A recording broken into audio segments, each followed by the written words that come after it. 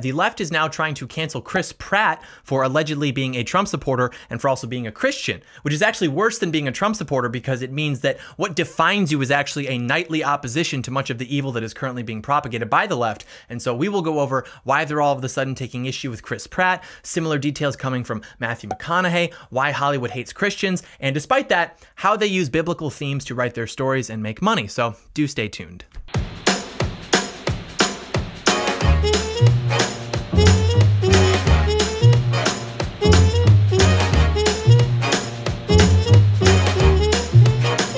John Doyle in. Heck off, commie.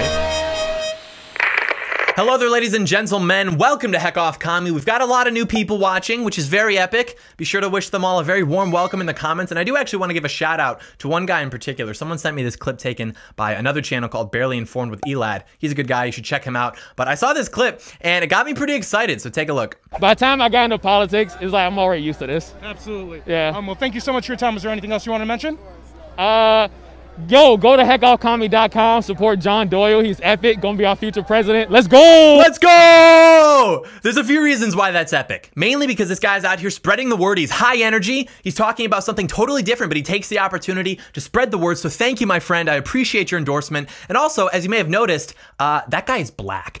And the left will look at this and say, oh, he has one black guy in the audience, and so he has to make him the token minority. He has to make race an issue of politics. That's not the point. First off, because this guy just happened to be epic and shout out the channel during an interview. But also, if I am making race an issue of politics, then that is only because they have made politics an issue of race.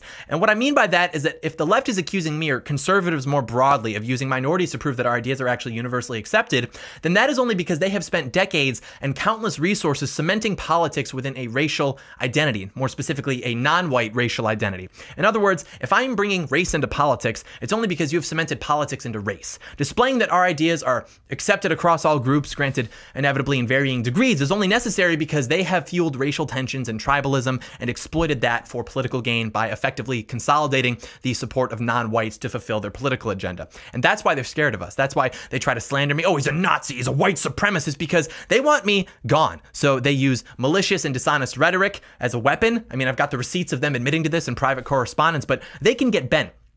Because the reality is that there are very few people who are as young as we are, who are growing as fast as we are, who are as smart as we are, who are completely independent, and who have the influence that we do. And they're scared of us because we're correct and because we're authentic. No one's afraid of little Marco. No one's afraid of Jeb Bush. No one is afraid of conservative establishment figures because they know that they only exist so voters feel as though there's opposition to the radical left. But in the end, we still get the forever wars. We still get hollowed out towns. We still get mass immigration. But they're afraid of us because we're building a coalition of people who love America, love Jesus, and reject vice and embrace discipline. And that is dangerous. They might have control of the institutions and the media for the time being, but eventually they will be consumed by their own beast as the effects of their policies and propaganda further deteriorate the society. And when that happens, the boys are going to be there waiting, stoically, to make America great again. And at that point, the screen people cannot save them.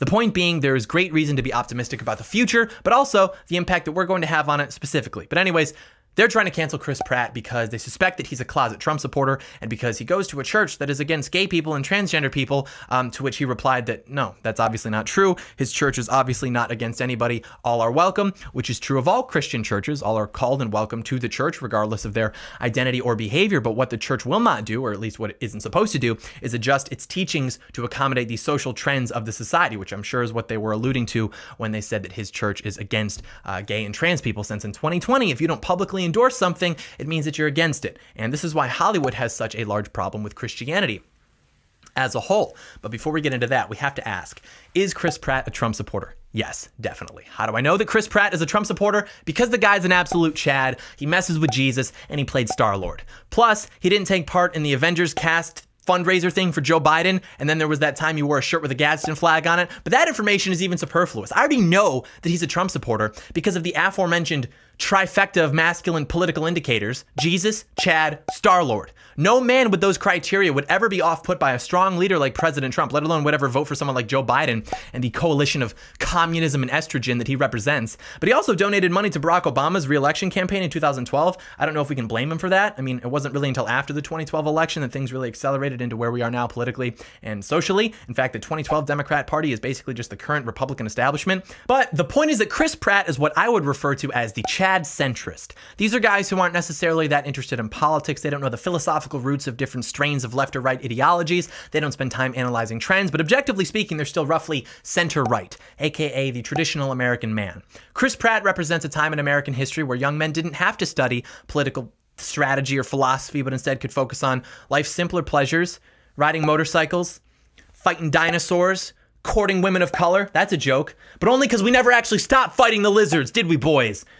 The point being that the climate in this country has become such that a guy like Chris Pratt, Jesus Chad Star-Lord, has to literally keep to himself that he's a Christian, and more so that he isn't explicitly in favor of this militant woke progressivism, because if you're not in favor of that, if you're not in alignment with that consensus, then your only option is to keep your mouth shut. And who knows for how long you'll even have that option. Remember, silence is violence? Eventually, you won't even be able to just play it close to the chest. You will have to join them or be totally exiled, just like the people who were foolish enough to think that they were allowed to add their opinion to the discussion, who are now blacklisted from Hollywood. And this pertains increasingly to Christianity because it's getting to a point where it's actually impossible to be both a Christian and a Democrat. Like, the party is moving so radically left that you are going to have to choose between the teachings of Christ and the teachings of AOC. And I would be very careful with that. And that's why Matthew McConaughey came out recently on Joe Rogan, and he said that many of his Christian friends in Hollywood have had to hide their faith in order to keep a job, or even refuse to clap when actors such as himself thank God during their award acceptance speeches. And it's interesting because Hollywood both despises Christianity while also relying on it to exist. Sounds weird, bear with me for a second, but very simply put, decadence sells and Christianity preserves. Think about how short of a timeline on which we're operating, actually. Like 100 years or so. That's how long we've really had this celebrity culture. And it gets worse every decade. So what happens? We start making films. They're great. They're epic. They're masterpieces. They're artistic. Pretty soon people just start making absurd amounts of money. Hollywood becomes extraordinarily wealthy. People go from just starring in a movie to all of a sudden being worshipped by the culture, being deified by the culture. So fast forward a few decades, and Hollywood increasingly embodies that ethos. It became increasingly corrupted by itself. And as Hollywood became characterized increasingly by wealth and pride, its ethos increasingly began to reflect that. And this hedonistic, live in the moment, if it feels good, do it, Hollywood culture is the result. All of the degeneracy in society, the promotion of the most depraved acts and behaviors, most if not all of it can be traced back to Hollywood, largely because decadence sells and art is reflective of its creator. And the single greatest obstacle to that degeneracy is Christianity. The ethos of Christianity being antithetical to the ethos of Hollywood, because Christianity emphasizes the eternal life, whereas Hollywood emphasizes the eternal present. We're here for a good time, not a long time, man. That whole attitude. This also highlights the difference between the two with regards to discipline and deferring gratification. These types are much more impulsive, much more demanding. They have much less self-control because they're operating within the eternal present, whereas Christians have more discipline because we're operating within the opposite ethos. And this manifests for them throughout their lifestyles and what they promote publicly, be it sexual liberation through unrestricted abortion, hormones, sexualizing children, pornography, the breakdown of the family structure, all exactly opposite to the teachings of Christianity, along with their extravagant and decadent lifestyles fueled by their tremendous wealth. But then, conversely, they'll publicly endorse things like democratic socialism or social programs that they know they won't foot the bill for, but that you will. But it doesn't matter because it makes them feel virtuous. It fuels their ego. It fuels their pride. And all of this self-serving, this literally satanic behavior, by the way, all of this is antithetical to Christianity. And as long as Christianity exists, they will be reminded that what they're doing is wrong, what they're promoting is wrong, and that there is potential for the culture to outright reject it and make them obsolete. We are a reminder that we have free will and yet are capable of choosing good in the face of vice. And that makes them very angry because Christianity is the single greatest obstacle to the radical left. And to my atheist members of the audience, I would like you to take note of that, because what happens if they decide that God-given rights don't actually exist, or that we're not one nation under God? They'll decide that those notions are archaic and undemocratic, and then your rights will be subject to vote as if the will of New York liberals dictates whether or not you have a right to defend yourself. Christianity puts emphasis on self-government, on true liberty, the family structure, free will, all of the things upon which this country was built. And if they can continue to turn people away from it, then we should not be surprised when that is reflected politically.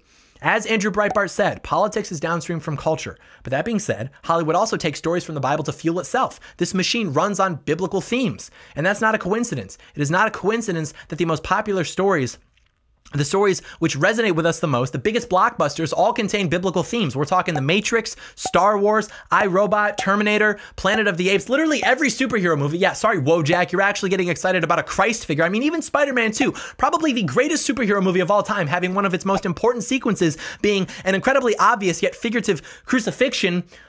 Peter, with great power comes great responsibility. Yeah, sounds suspiciously like Luke 12:48. For unto whomsoever much is given of him shall be much required, and to whom men have committed much of him they will ask the more. That's just Jesus for, yo, you got bit by the spider, now you have to fight the guy who got bit by the octopus computer. It's gonna be epic, pizza time, right? I mean, the point being that Hollywood acknowledges our affinity for biblical themes and stories, and it uses that to profit and then create work that seeks to erode the Christian values of our society and promote the degradation of them through their platform, which is wrong, but it's also an acknowledgement that the affinity exists, which is to say that we should not allow them or their efforts to demoralize us or turn us away from what really matters, because even their framework and playbook acknowledges the acknowledged good of those values and the importance of them for preserving a prosperous, moral, stable, and just society.